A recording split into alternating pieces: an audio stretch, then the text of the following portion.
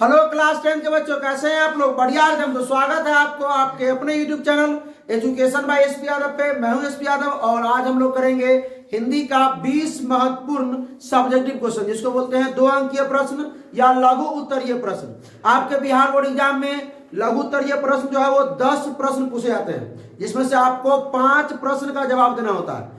2 marks के जो प्रश्न है वो 10 पूछे जाते हैं, जवाब आपको 5 प्रश्न का देना होता है। तो आप ये 20 क्वेश्चन को तैयारी कर लीजिए, पूरा फिक्स कर लीजिए, समझ लीजिए, याद कर लीजिए। इसी 20 प्रश्न में से 5 प्रश्न आएंगे। ये हमने नहीं बोला कि 10 प्रश्न आएंगे, ये 20 प्रश्न में से 5 प्रश्न। ठीक है, गेस क्वेश्चन है, आपको 20 प्रश्न याद करना है, इसमें से 5 प्रश्न आ जाएंगे। ठीक है, चलिए भाई। तो सबसे पहला क्वेश्चन क्या भाई? रंगप्पा कौन था वो मंगम्मा से क्या चाहता था? अच्छा, मालूम है आप लोगों को कि ये किस चैप्टर से है? दही वाली मंगम्मा। इसके नायक कौन कौन है? मंगम्मा, नंजम्मा, रंगप्पा। मंगम्मा, नंजम्मा, रंगप्पा। मतलब मंगम्मा की बहू नंजम्मा और मंगम्मा की बहू नंजम्मा और एक जुआरी जो था ना वो रंगप्पा। ठीक है, रंगप्पा का नियत थोड़ा खराब था।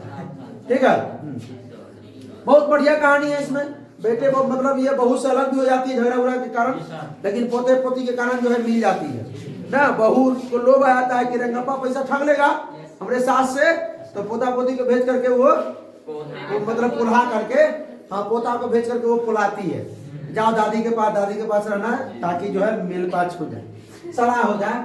क्वेश्चन इसमें भी है। हाँ चलिए भाई, देखिए रंगप्पा कौन था वो मंगम्मा से क्या चाहता था? तो क्या लिखिएगा? रंगप्पा गांव का एक जुआरी और आवारा लड़का था। वह धन के लोभ में दही बेचकर आते समय मंगम्मा के साथ छेड़छाड़ किया करता था। ठीक है, या पैसा समझे उसको लिए लिखेगा, पैसा मांगता था। ठीक है, पैसा मांगता था कर्ज के रूप में, और उससे पैसे भी झटक लेना चाहता था। इतना ही नहीं, वह मंगम्मा को अकेला समझकर उससे शादी भी करना चाहता था। ठीक है, इतना लिख दीजिएगा। चलिए अगला प्रश्न किया जाए। आइए, अगला प्रश्न क्या है? मां मंगू को अस्पताल में क्यों नहीं भर्ती कराना चाहती थी? मां मंगू को अस्पताल में क्यों नहीं भर्ती कराना चाहती थी? क्योंकि मां को विश्वास था कि जितना हम मंगू का हम ख्याल रखते हैं उतना ख्याल हॉस्पिटल वाले नहीं रखेंगे। के चलिए देखते क्या लिखा हुआ है। मंगू के प्रति मां की ममता इतनी अधिक थी कि उसे किसी अन्य पर मंगू की देखभाल का भरोसा नहीं था। किसी अन्य पर उसको भरोसा नहीं था कि मंगू का देखभाल करेगा। ठीक है, वह कहती थी कि मैं मां होकर उसका पूरा ख्याल नहीं रख पाती तो अस्पताल वाले पराए उसकी देखभाल क्या करेंगे। मतलब पूरा सही तरीके से उसकी माँ जो है अकेले थी, लाचार थी, नहीं देख पाती थी। तो भाई जब हम नहीं देख पा रहे हैं माँ होकर के, तो भाई ये किराए के टट्टू जो है होते हैं क्या हॉस्पिटल में, वो देखेंगे और छोड़ देंगे, मरते रहो। इसलिए उसे अस्पताल में भर्ती नहीं कराना चाहती थी। कोई दिक्कत? चलिए आगे बढ़ते हैं। खोखा किन मामलों में अपवाद था? तो खोखा जो है घर के नियमों के मामलों में अपवाद था, क्योंकि सेन साहब की 5 पुत्री के बाद एक कोई था ही बल्लुक्कर के, जब गाड़ी का हवा पास करता था कहता है ये इंजीनियरिंग सीख रहा है के। हाँ चलिए, तो सेन साहब को 5 पुत्रियां थी। पुत्र का जन्म तब हुआ जब संतान की कोई उम्मीद बाकी नहीं रह गई थी। उम्मीद छोड़ दिए थे कि अब पुत्र होगा।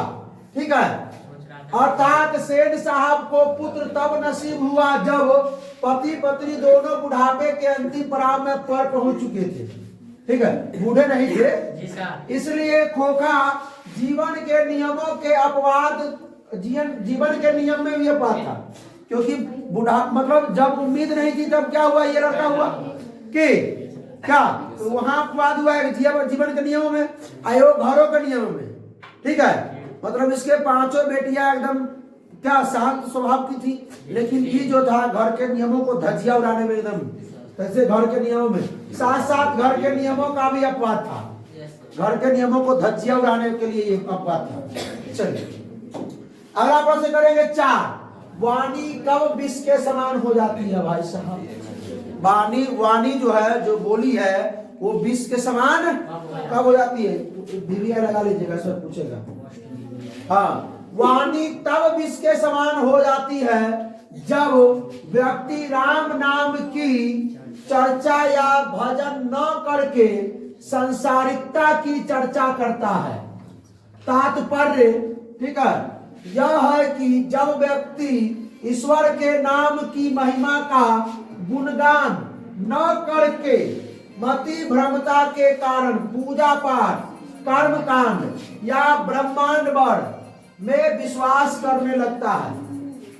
रुक जाइए हो, ठीक है। यानी जब उतना नहीं लिखिएगा, डाट लिखिएगा कि जब मनुष्य जो है ईश्वर की अनुकंपा या ईश्वर का नाम छोड़कर ना वो क्या करने लगता है, वो ये सांसारिक चीज में व्याप्त हो जाता है ना, इस पर विश्वास करने लगता है, तब उसमें जो है वाणी जो है विष के समान हो जाती है। देख सकते हैं छोटा सा शब्दों में, नहीं तो ये तो है ही है ना, विष के समान तब हो जाती है जब व्यक्ति राम नाम की जगह जो है भजन को न करके क्या कर लेता है, संसारिकता की चर्चा करता है। बस इतना लिख सकते हैं, ठीक है। चलिए आइए, बहू ने सास को मनाने के लिए कौन सा तरीका अपनाया? बहू ने सास को मनाने के लिए, जब इसको बहू को पता चला कि रंगप्पा जो है मतलब मेरी सास से पैसा मांग रहा है और मेरी सास भी पैसा देने के लिए मान गई है कि तो पैसा ठग लेगा, तभी अब अपना बेटा को भेजते हैं कि जाओ दादी के पास के। तो बहू जो थी वो बुद्धिमती थी।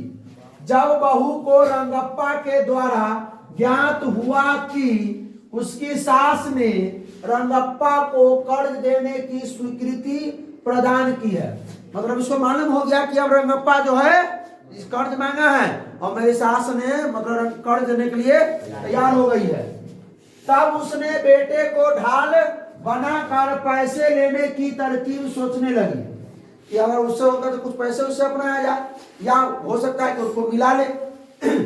वह जानती है कि उसकी सास अपने पोते से बहुत प्यार करती है। पोते के कारण ही लड़ाई हुआ था सास बहू में, मालूम है ना, जब मारती थी तब बोली और लड़ाई हो गई। अतः उसने अपने बेटे को दादी के पास ही रहने के लिए भेज दिया। बच्चा जब दादी के साथ बाजार जाने को मचल रहा था, तब तो बेटा बहू ने उसे समझाया। अपनी गलती भी उन्होंने स्वीकार की। पोता ही समझौते का जरिया बन गया और जो बहू की योजना थी ना, समझ में आ गया। आइए, उतना नहीं लिखिएगा तो चलेगा, ठीक, इसमें कोशिश कीजिएगा छाप करने का। लेखक की दृष्टि में सच्चे भारत के दर्शन कहाँ हो सकते हैं? सच्चे भारत के दर्शन गांव में हो सकते हैं ना, खेत खलिहानों में जहाँ किसान काम करते हैं वहां हो सकते हैं। कहाँ हो सकते हैं? हाँ तो गांव में तो बोले। लेखक की दृष्टि से सच्चे भारत के दर्शन गांव में हो सकते हैं। सच्चे भारत के दर्शन कहाँ हो सकते हैं? गांव में हो सकते हैं, क्योंकि वहां के लोग भूभाग मतलब जमीन और परिवेश सब कुछ प्राकृतिक रूप में और शुद्ध रूप में मिलते हैं। वहां के जमीन भी, वहां के लोग भी, सब कुछ प्राकृतिक रूप में मिलते हैं, मतलब नेचुरल, ठीक है, जो प्रकृति के द्वारा दिया गया है, ठीक है, बना बनाया नहीं या झगड़ा मतलब ये सब नहीं। गांव में ही भारत की आत्मा निवास करती है। गांव में जो है भारत की आत्मा निवास करती है, और जगह नहीं, शहर में नहीं, ठीक है। सच्चे भारत के दर्शन ग्रामीण जीवन की सादगी, त्याग, प्रेम, उत्कृष्टतम पारस्परिक संबंध आदि में देखने को मिलता है। एक दूसरे से अच्छा से बोल विचार, मेहनत ना, किससे किस प्रकार का स्नेह मतलब किया जाता है ना, एक दूसरे से प्रेम भाव में, एकता भाव में रहा जाता है। आप तो संस्कृतों में पढ़े कि। चलिए आगे बढ़ते हैं। सीता क्या सोचकर घर से निकल पड़ी? सीता के कितने बेटे थे? एक, तीन बेटे थे, राम, बिरजू और कैलाश।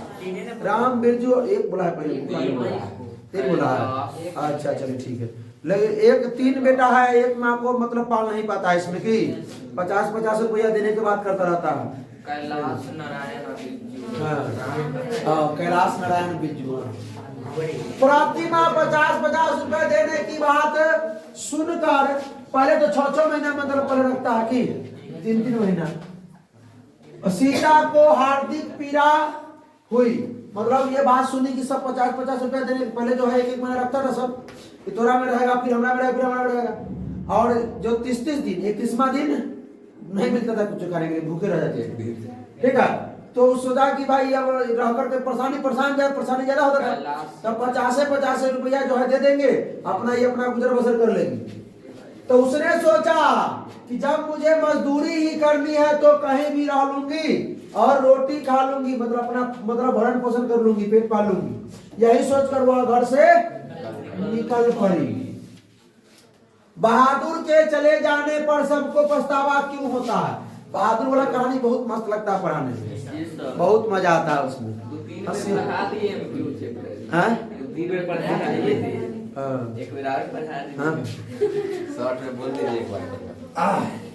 चले भाई, बहादुर छोटा लड़का रहा था, हाँ नेपाल में है। क्या हुआ? तुम दोनों कले से साथ नहीं बैठना, ठीक? हाँ दोनों अलग अलग बैठना कले से। बकलेर कहीं का दिल बहादुर, हाँ दिल बहादुर, सही बात। जब भैंसी उसी चराया करता था और घोंसले से जो है वो चिड़िया के घोंसले का अंडा निकाल करके वो फोड़ फाड़ मतलब करता था, खाता था नहीं। अब एक दिन रोज भैंसी चराया जाता था। अब एक दिन क्या हुआ है, सुन, भैंसी चराने गया और मतलब क्या हुआ कि वो खेलने लगा, भैंसी घर चला है। भैंसी कहाँ चला है? सुनो पहले, सुनने का कहानी तब ना पढ़ा कि नहीं पढ़ा ना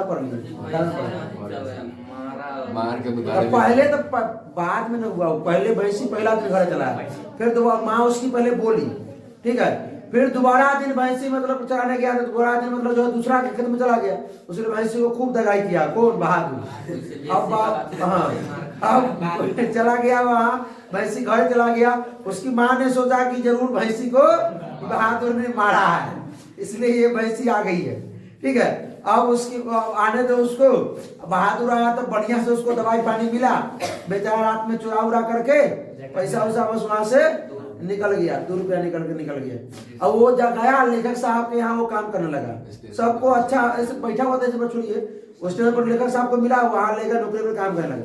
वहां मन साहब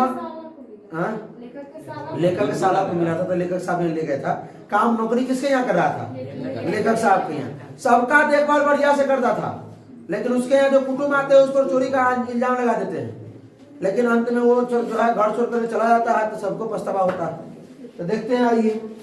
बहादुर सीधा साधा लड़का था। बहादुर रात में भी कभी कभी उठता था ना वहां पे नौकरी पे, तो वही खप्पा ताश और गोली उली अपना रात में लेकिन दिन भर पूरा काम करता है, सबका कपड़ा से धोने, खाना बनाने, हर चीज।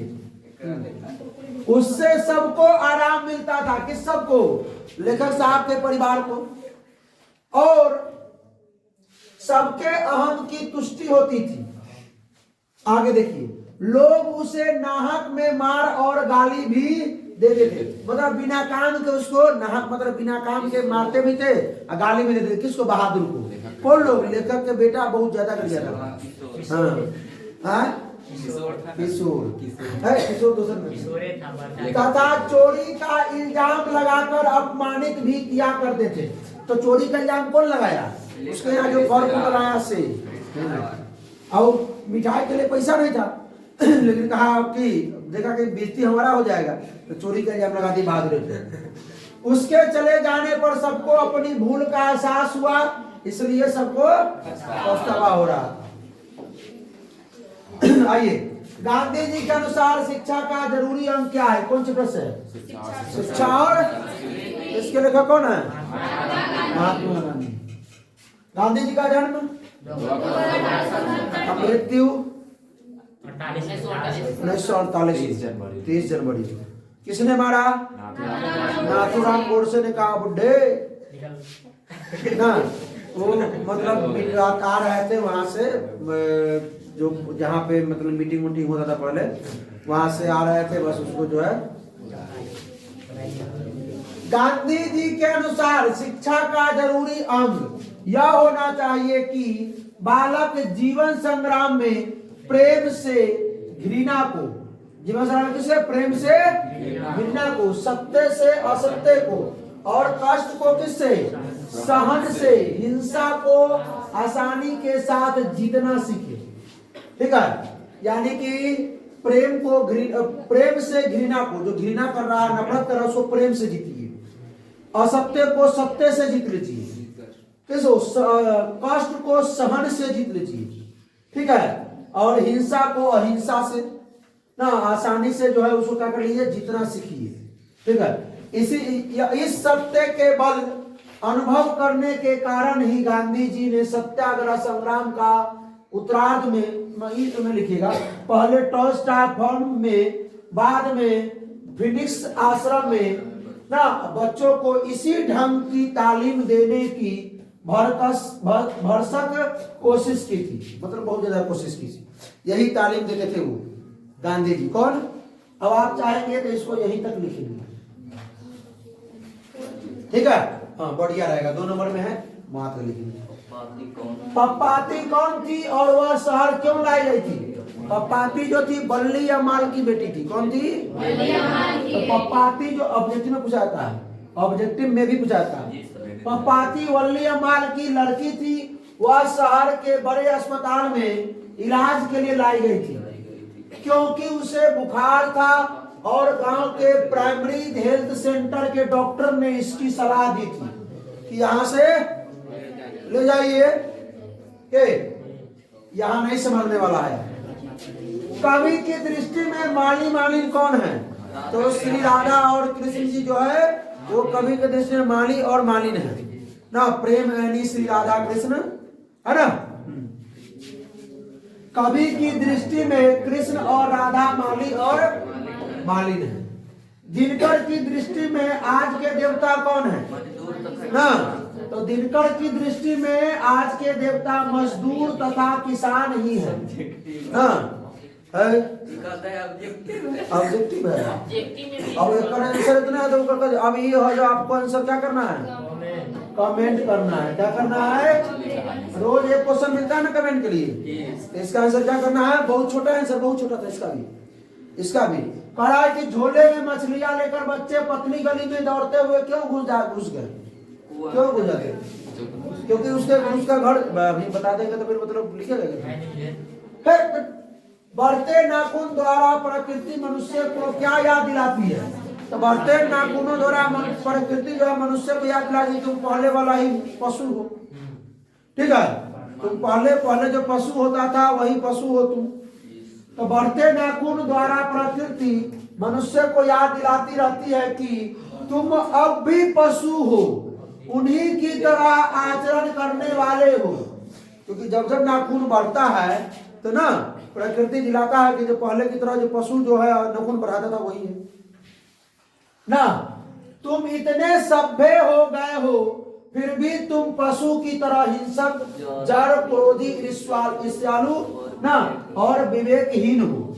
मतलब ईर्ष्या करते हो, दूसरे को देखकर जलते हो ना, हिंसा करते हो, यही सब बात बोलते। विवेकहीन हो गए हो कि हाँ भ्रष्ट। अक्षर ज्ञान कविता में बेटे के आंसू कब आते हैं और क्यों आते हैं? कोई बताया क्या? अंगा नहीं लिखा होता है। क्या नहीं लिखा होता है? आंसू छलक जाते हैं कि अंगा नहीं लिखा होता है। हाँ तो अंग आया है, में छूट गया है।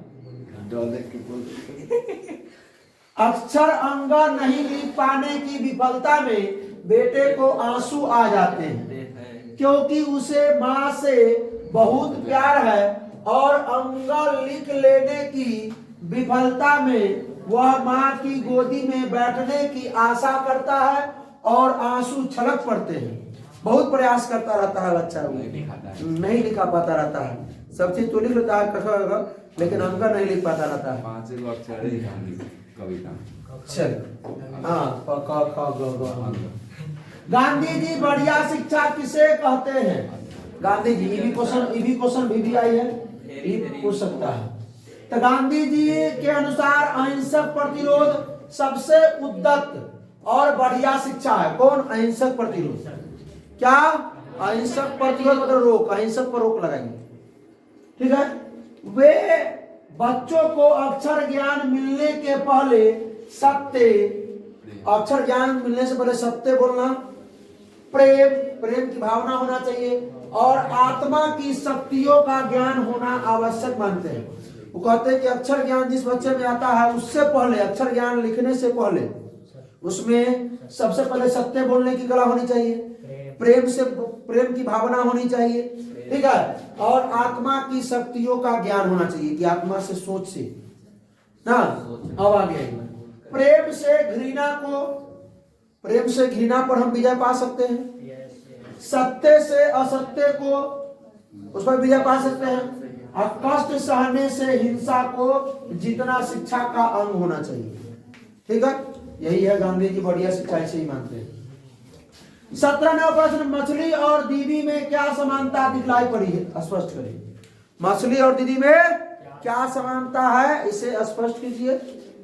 तो मछली और दीदी में कई समानताएं हैं।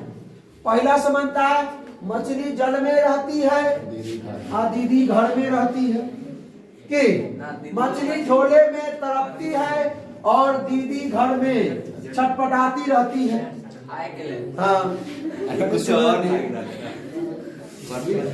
मछली पानी से निकलने पर मर जाती है और दीदी घर में पिता से पिटती है, ठीक है। घर में ही मतलब जो है वो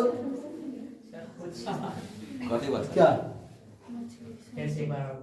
बोलो, मछली घर में जो है छटपटाती रहती है, और जो है दीदी जो है रहती, मछली झोले में तड़पती है, दीदी घर में छटपटाती रहती है, ठीक है।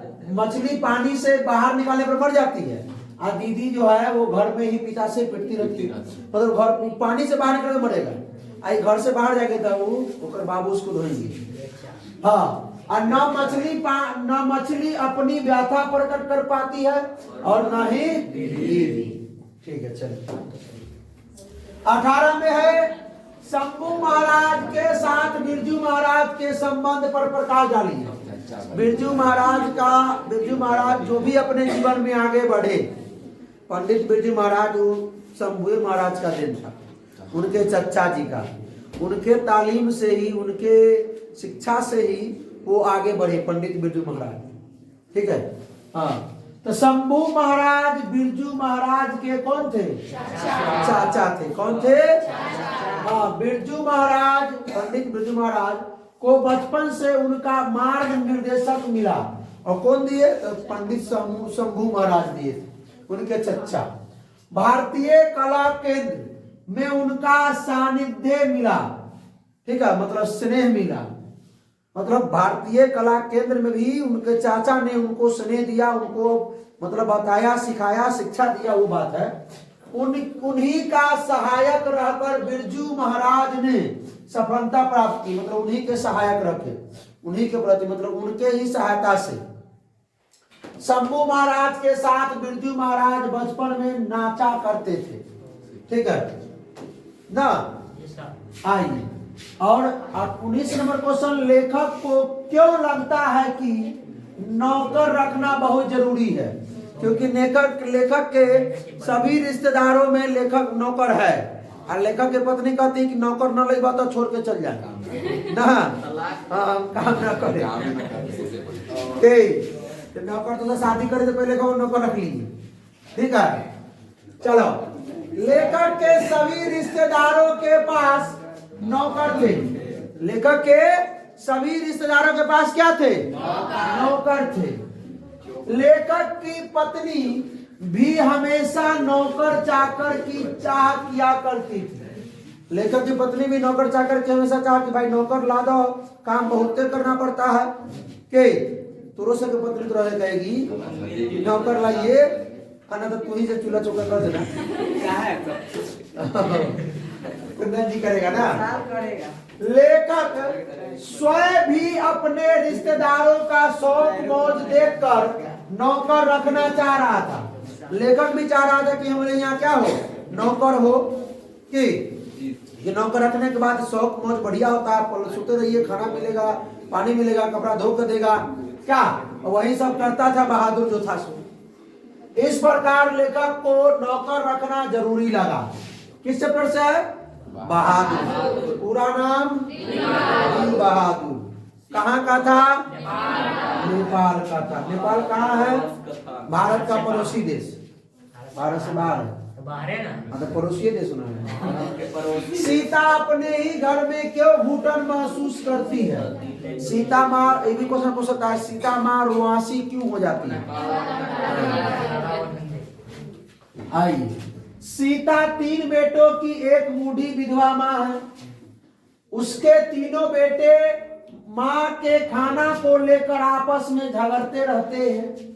उसकी बहुएं भी आपस में झगड़ती कि तुम रखो तो तुम दो खाना, तो तुम करो तो तुम करो के, यही चीज होता है। थोड़ा सा के शादी भी हो तो तुम से वैसी करबू, माए बाबू के न करना है, ठीक है। हाँ, माँ बाप से बड़ा कोई नहीं। हाँ, तो कि तुम एक बार माँ बाप ने जन्म देकर ना तुमको जो सब मतलब सफलताएं दी हैं, तुमको पोस पाल के बड़ा किया है, जो उन्होंने गुण दिया है तुमको, तुम्हारे अंदर, वो तुम 10,000 बार भी जन्म लेकर के पूरा जीवन भर अपने माँ बाप के लिए काम करोगे, फिर भी वो कर्ज नहीं सधेगा जो तुम पर है माँ बाप का। इतना कर्ज से दबे हुए फिर भी मतलब माँ बाप को लोग परेशान करते हैं, बुझते नहीं है लोग, ठीक है। हम हिंदू धर्म से हैं, लेकिन मुसलमान धर्म को हम ज्यादा मानते हैं, इस्लाम धर्म को इसलिए मानते हैं कि उसमें माँ बाप को मतलब लोग बहुत मानता है। माँ बाप को हम देखे हैं, हिंदू धर्म में तो अलग हो जाता है, लेकिन इस्लाम धर्म में बहुत कम देखे हैं अलग होता है माँ बाप से, बहुत कम लोग अलग होता है, समझे। लेकिन हमारे हिंदू धर्म में शादी हुआ, बस 2 ही 3 महीना के बाद घर में चले गए जी, पैसा कमाई छी तो हमरे दिन तू लोग कहते हैं, ठीक है। लड़की लोग अगर सही रहेगी कि तो भाई मजाल नहीं है कि लड़का को चेंज कर दे, ठीक है। क्योंकि एक समय आएगा तो भाई आपका भी बाल बुतरुक होगा, आप भी बूढ़े होंगे, आपको भी अलग कर दिए जाएंगे। इसलिए आप जैसा करोगे वैसा फल मिलेगा।